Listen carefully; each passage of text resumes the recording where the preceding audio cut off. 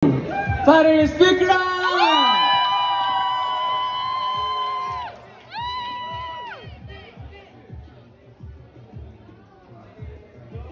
Cubaan suara 1, 2, 3.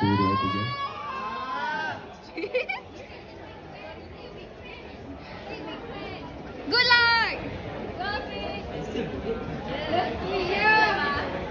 Bismillahirrahmanirrahim. Assalamualaikum warahmatullahi ta'ala wabarakatuh. Salam sayang buat negaraku. Salam sehati sejiwa. Saya titikkan buat anda semua, warga Bumi Bertuah. Hadirin, hari ini saya ingin mengajak anda semua untuk kita berbicara dari hati ke hati, agar segala persepsi dan interpretasi yang ada dalam diri kita tinggalkan sepi. Cukuplah peristiwa berdarah 47 tahun lalu menjadi ibrah buat seluruh penduduk di Bumi Bertuah ini. Kerana apa, hadirin hadirat?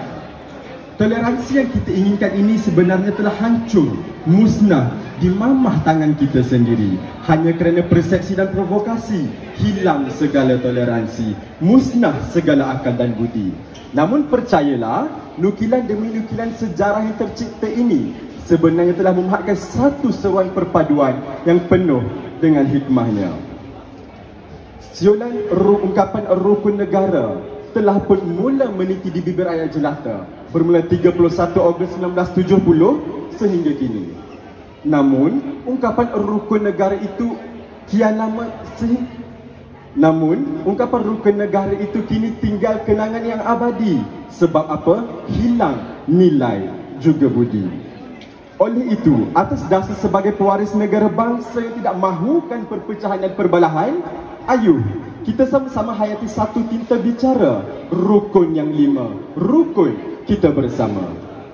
Tuan-tuan dan puan-puan, rukun yang 5, rukun kita bersama akan saya bawakan kepada anda satu dimensi bicara untuk kita memahami dan meneliti aspirasi murni rukun negara wawasan ataupun gagasan ideologi Mageran untuk mencapai perpaduan yang lebih erat dan mewujudkan kehidupan yang lebih demokratik. Tuntasnya hadirin hadirat, dua gagasan ataupun kisah akan saya ceritakan kepada anda sebagai satu bekalan untuk kita bawa bersama dalam medan perjuangan menjadi bukti bahawa betapa sebenarnya jatuh dan bangun sesebuah negara bangsa itu terletak di pundak anak bangsanya sendiri. Tuan-tuan dan puan-puan, pertama, pemimpin dan rakyat berpisah tiada, ibarat telur sesangka, pecah sebiji, pecah semuanya. Hadirin, kita sepatutnya berbangga kerana apa? Malaysia masih lagi mengamalkan kehidupan raja berperlembagaan. Cukuplah kejatuhan kerajaan beraja Korea Selatan, Mauritius, Samoa dan Nepal menjadi bukti bahawa betapa sesungguhnya kerajaan ataupun pemerintah dan rakyat bersatu. Kegagalan mereka ini akhirnya membawa kepada kemusnahan yang kekal selama-lamanya. Ingatlah hadirin hadirat, membina sebuah tamadun bangsa itu tinggi nilai dan harganya. Kerana itulah rukun negara kedua, kesetiaan kepada raja dan negara turut menjadi paksi untuk kita suburkan nilai menghormati dan mentaati pemimpin, terutamanya barisan raja-raja berperlembagaan. Tuan-tuan dan puan-puan, kita sebenarnya patut bersyukur ataupun beruntung berada dalam negara Malaysia yang mana kita mengamalkan demokrasi berperlembagaan. Sebab apa? Kita berada dalam negara yang tidak menafikan hak rakyatnya. Buktinya tuan-tuan dan puan-puan, perlembagaan persekutuan memberi perlindungan kepada warga negaranya sebagai kita seorang rakyat Malaysia. Tidak cukup dengan itu, perlembagaan inilah merupakan sumber sebagai rujukan utama dalam segenap lapisan dimensi ataupun hal-hal berkaitan pemerintahan, perundangan kedudukan maupun hak sosioekonomi rakyat jelata. Hal ini selari dengan rukun negara ketiga, keluhuran perlembagaan. Justru hadirin hadirat, apa yang kita tunggu lagi? Segalanya telah tersedia, cuma tinggal kita untuk menunjukkan taat dan setia sebagai seorang warga negara Malaysia. Hadirin kedua, sopan budi bahasa ibarat elok bahasakan hidup, elok budi kan bakal mati. Sejujurnya, kehidupan dalam abad ke-21 ini sangat mencabar. Sebab apa? Sedar ataupun tidak, nilai moral dan etika rakyat jelata di negara ini makin hari makin berkurangan, sehingga jolokan Malaysia tinggi nilai budinya kian ketinggalan. Dahulu kita agung dengan budaya yang penuh dengan budi, namun kini ia tinggal satu kenangan yang abadi. Hadirin, lihatlah, jalur gemilang dipijak, dihina, dicaci juga dimaki. Apatah lagi bayi-bayi tidak bersalah menjadi mangsa buangan manusia yang tidak mempunyai kasih juga simpati.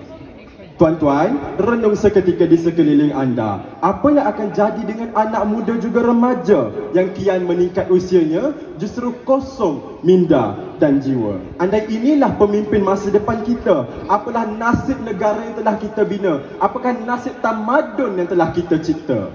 Sebab apa hadirin hadirat? Sebab apa hadirin hadirat?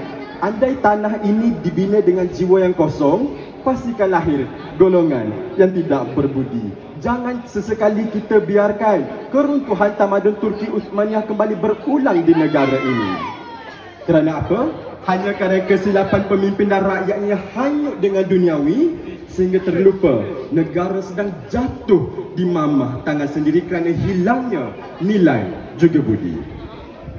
Hadirin hadirat, akhir kalam peristiwa 13 Mei 1969 cukup untuk mengajar kita bahawa betapa sebenarnya persefahaman inilah merupakan kunci utama dalam kita menyemai sebuah perpaduan yang harmoni.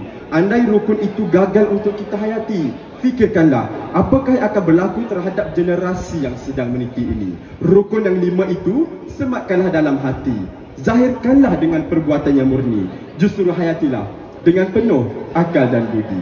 Ayuh hadirin hadirat, saya menyeru anda semua, kita selamatkan negara kita daripada jatuh di tangan sendiri. Biarlah bak kata pujangga, biarlah kita rebah menahan kerikil yang jatuh menimpa, namun akhirnya kita bersama-sama tersenyum melihat tersegam indah istana budaya bangsa yang penuh dengan rukunnya.